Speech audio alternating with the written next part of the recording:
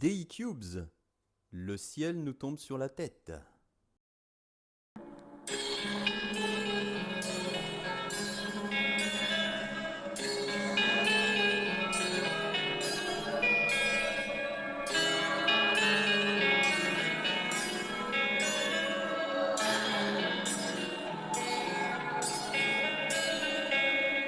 Et salut les rêveurs, c'est Carlson, et aujourd'hui j'ai le plaisir de vous présenter un jeu original, DE-Cubes. Alors, ça parle de quoi? Imaginez un monde brisé en morceaux, des cubes, vastes de plusieurs dizaines de kilomètres, chacun avec son propre climat, sa propre folie, jungle bruissante, désert brûlé, mer d'hologrammes fêlés, banquises translucides, canyons vertigineux, crevasses insondables.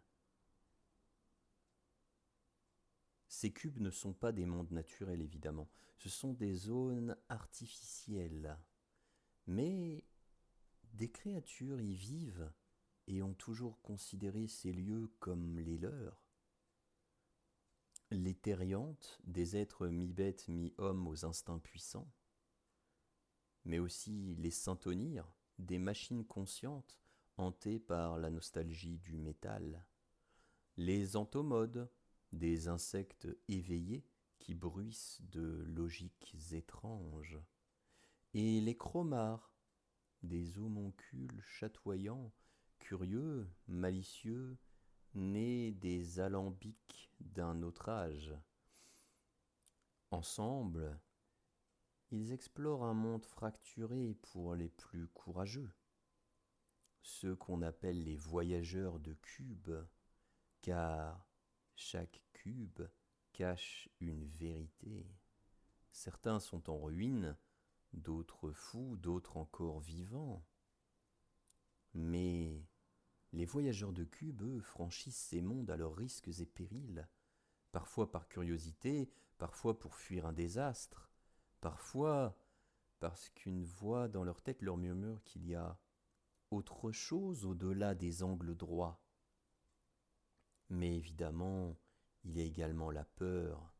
Certains préfèrent rester dans le calme de leur cube, vivre d'agriculture, de pêche, de chasse, et essayer de ne pas trop penser à ce qu'il y a au-delà.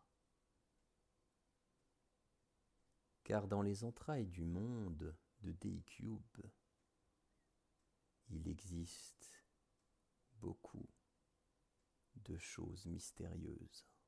À commencer par l'entrecube.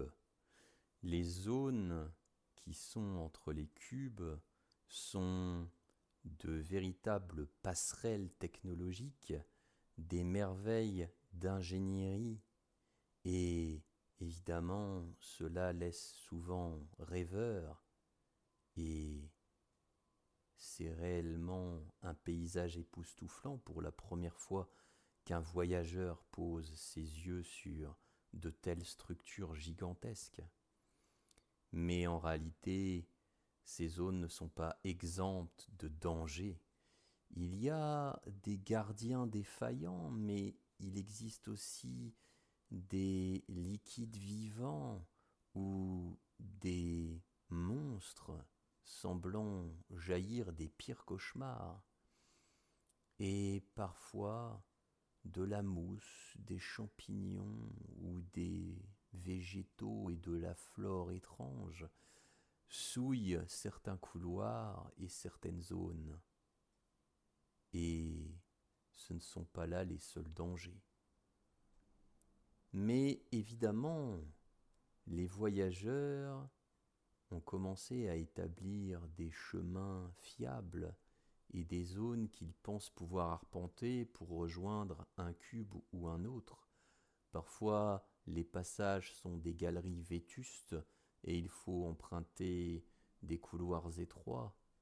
Mais parfois, ce sont de véritables gouffres qui s'étendent sur des kilomètres.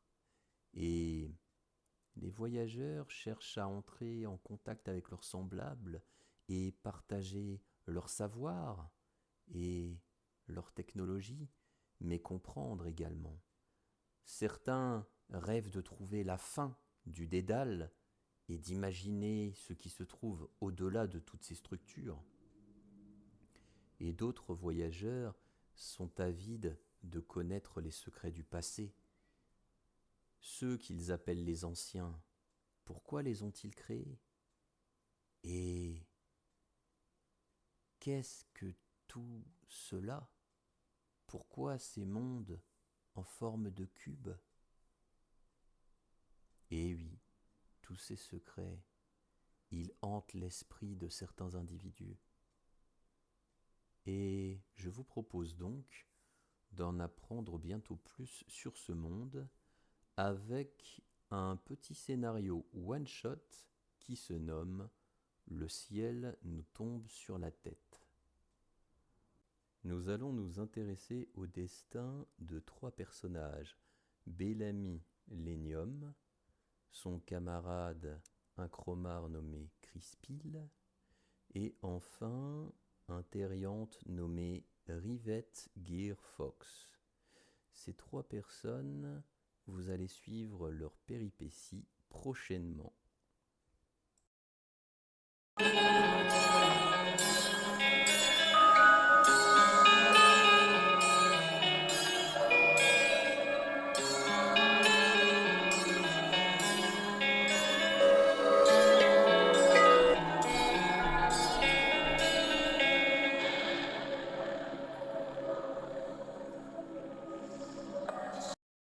Hé, fais pas ton rat, n'oublie pas de cliquer.